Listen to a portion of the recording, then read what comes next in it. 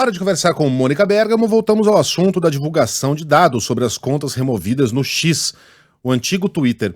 Aliás, o fato da gente ficar falando o antigo Twitter o tempo todo, 2 anos depois desse troço mudar de nome, é a prova de que Não foi deu uma certo. péssima ideia, né? Uma péssima. Se eu mudo meu nome pra, sei lá, Margarete, no começo vocês vão falar Margarete, o antigo Megali. Mas em questão de 2 meses, pronto. Mônica.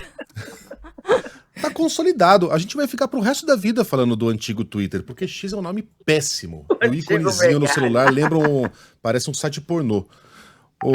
Mônica, e aí? O que vai ser feito desse relatório divulgado pelos republicanos lá nos Estados Unidos? Olha, não sei, o Megali, mas é o seguinte, eu conversei hoje cedo com o ministro do Supremo Tribunal Federal, com integrantes do governo Lula também, que tentavam entender o tamanho dessa onda gerada por esse Comitê Judiciário da Câmara dos Representantes dos Estados Unidos, por essa decisão de divulgar um relatório com decisões de processos que seriam sigilosos no Supremo, né? Seriam 88 decisões do Supremo, do TSE, de tribunais regionais eleitorais, entre 2021 e 2024. Eu até, Megali, me surpreendi com o número, eu achava que era muito mais, né? 88 decisões, englobando o Supremo, englobando o TSE e englobando alguns tribunais regionais, incluindo alguns tribunais regionais eleitorais, entre 2021 e 2024, não é aquela avalanche, né, que estava se desenhando. São 150 contas retiradas do ar, não necessariamente contas de 150 pessoas, né?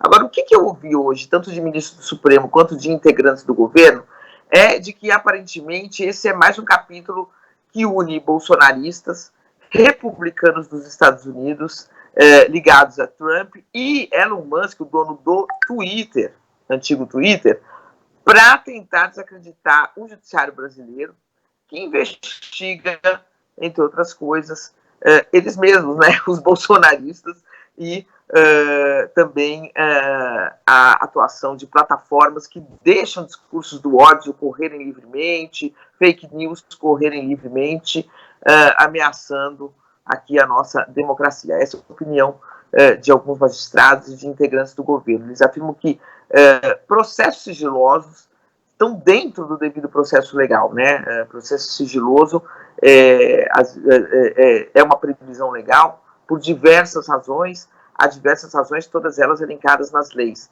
A segunda coisa, o Megali, uma conta não é retirada do ar de forma sigilosa. O dono da conta, obviamente, ele é informado de que a conta está fora do ar e todos os seus seguidores ficam sabendo que a conta está fora do ar. Então, não existe esse, ninguém está sabendo. E, em terceiro lugar, contas foram retiradas do ar por críticas a adversários, é isso mesmo, ou por diversas outras razões. Foram retiradas do ar no contexto em que havia uma tentativa de um golpe no Brasil, né, para subverter o processo eleitoral brasileiro, espalhando fake news, espalhando inverdades. Então, existe esse elemento e esse contexto.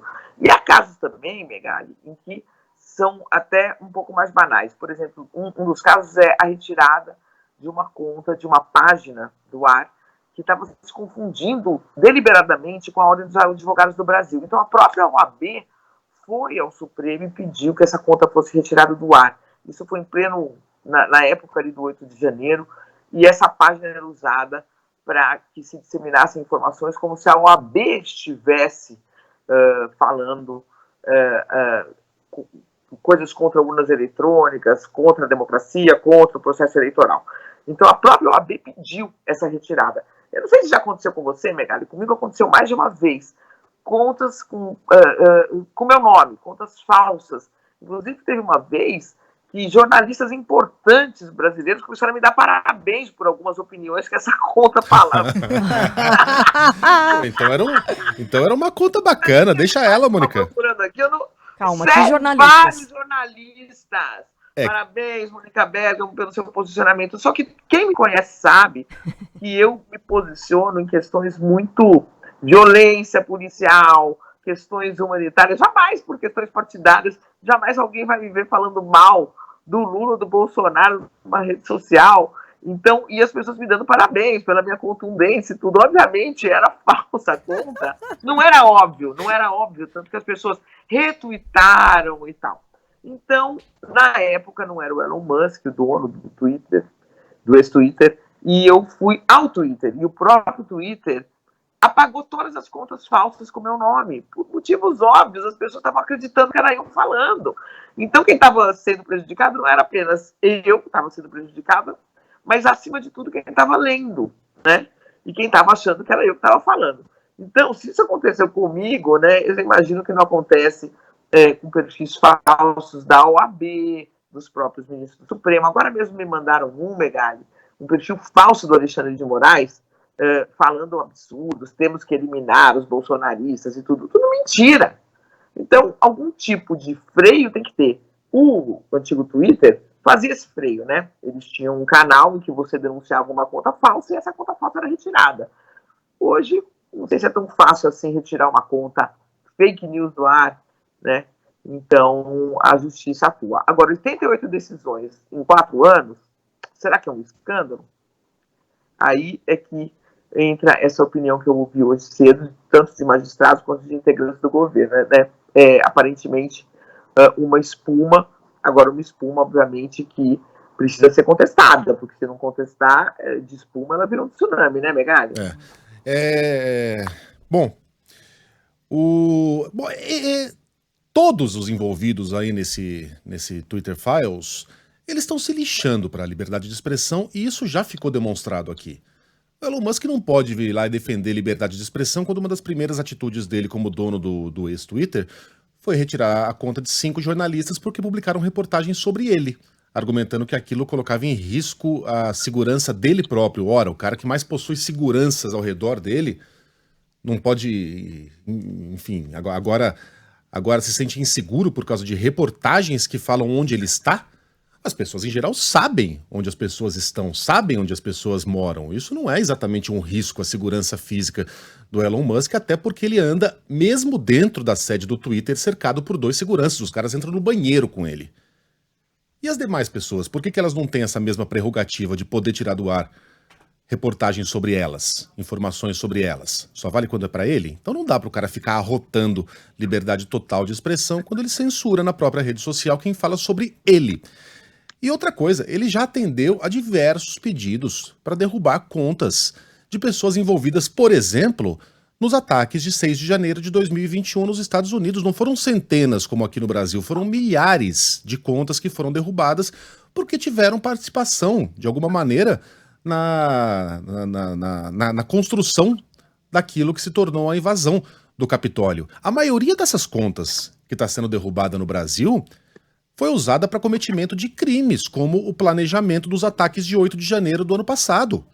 Eram pessoas que apoiavam um golpe de Estado, uma intervenção militar, uma virada de mesa, que mentiam sobre as urnas eletrônicas. E veja, a questão aqui não é a mentira, porque não é contra a lei eu publicar uma mentira, por exemplo, contra a Carla. A Carla pode abrir um processo civil contra mim, mas não é algo que o Ministério Público, por exemplo, vai se encarregar. No caso ali, era um ataque contra o sistema eleitoral brasileiro. Aí é bem diferente. Aí é um crime federal.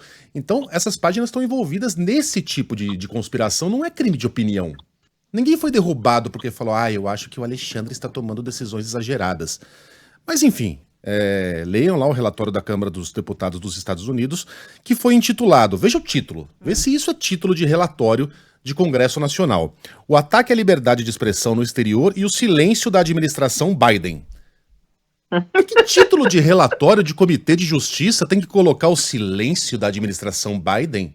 Num período pré-eleitoral tão próximo assim, né? Isso aqui é claramente um documento político que serve aos interesses da extrema-direita lá e aqui. Porque, como lembra o Reinaldo toda hora, o Rui Castro publicou também um texto a respeito desse assunto, hoje a direita é internacional. É muitíssimo bem articulada. E eu não estou falando da direita liberal, estou falando da extrema-direita. Mas, enfim. Sim. Agora, eu acho que está faltando um pouco aí. É isso mesmo, né, o Megali? Isso está óbvio. Agora, às vezes tem documentos que são políticos e tem muitas verdades, muitas coisas importantes dentro deles. Aparentemente, o que esse relatório aí está mostrando é um nada, né? Porque, agora, eu acho que falta um pouquinho, né? A gente poderia fazer um apelo aqui para o Supremo divulgar essas contas que foram retiradas do ar. Se elas foram retiradas do ar, Não tem mais sigilo nisso. Então faz um compilado e mostra por que elas foram retiradas do ar, o que elas estavam fazendo. Eu me recordo do professor Marcos Sintra, da FGV, uma conta dele foi retirada do ar logo após, quando estava, assim, dias depois da contabilização do resultado eleitoral. Nesse caso, o Xandão extrapolou, Mônica. Então, podemos achar que ele extrapolou. Não, mas vamos então entender por que a conta foi retirada do ar. Porque ele estava colocando lá que havia urnas que não tinham nenhum voto para o Bolsonaro, que isso seria algo impossível. Quando não seria algo impossível. Né? Na verdade, você tem várias eleições, seguidas eleições, você tem locais, você vai numa tribo, numa região de quilombolas, de tribo indígena, você acha que alguém vai votar no Bolsonaro lá, entende? Então tinha uma explicação para aquilo e aquilo foi entendido como fake news. Nós podemos achar que ele extrapolou, ele poderia ter feito outro tipo de medida, mas eu acho que é importante que as pessoas saibam por que alguém foi retirado do ar. O que aquela pessoa estava falando? Eu acho que o Supremo tem esse dever de transparência para acabar com essa confusão de que está tirando pessoas do ar porque estão criticando adversários. Né? Se isso está acontecendo, então há erros e abusos aí por parte do Supremo. Se não é isso, mostra. Né? Mas fica essa coisa, não fala sigilo e etc. Alguém vai lá e divulga como se fosse um grande abuso. Né? Então eu acho que falta um pouquinho aí também dar um pouquinho de satisfação para a opinião pública brasileira, que a gente merece saber e conhecer exatamente que contas estão sendo retiradas do ar e por quê. Isso o Supremo deveria divulgar e mostrar. A conta da OAB é um exemplo claro, né, Megali, de uma necessidade imperiosa, porque você tinha uma página de uma instituição respeitada como a OAB, que era falsa, uma página falsa, divulgando mentiras em nome dessa instituição respeitada. Deixe isso daí correr. Então, é isso que eu acho que deveria ser claramente divulgado, né? As razões e as mensagens que eram postadas. Eu assino embaixo, Mônica, até para que a gente possa discutir, né? O que se encaixa aí na liberdade de expressão e o que é um ataque coordenado. Por exemplo, esse caso do Marcos Sintra aí passa um pouco por onde cada um desenha, né? A sua linha do que é legal, do que é ilegal. Muitas vezes isso não é objetivo. No caso do Sintra, tem gente que entende que isso é um ataque a uma instituição brasileira, portanto está cometido um delito ali. Eu vejo isso, o que ele escreveu, como uma bobagem, uma asneira. Mas ainda assim uma asneira que se encaixa na definição de liberdade de expressão. Por isso eu acho que nesse caso individual o Xandão extrapolou, errou. E aí seria interessante a gente saber quais são os outros casos, né? Para que a gente possa inclusive ter uma discussão mais aprofundada sobre o que é crime nas redes sociais, o que não é crime, do jeito que está, sem nenhuma linha ali desenhada, a coisa fica muito embaçada, muito difícil mesmo. Agora, de fato, concordamos, né? Esse relatório do Congresso americano é um pastel de vento. Mônica, bom salário para você, até amanhã. Bom salário.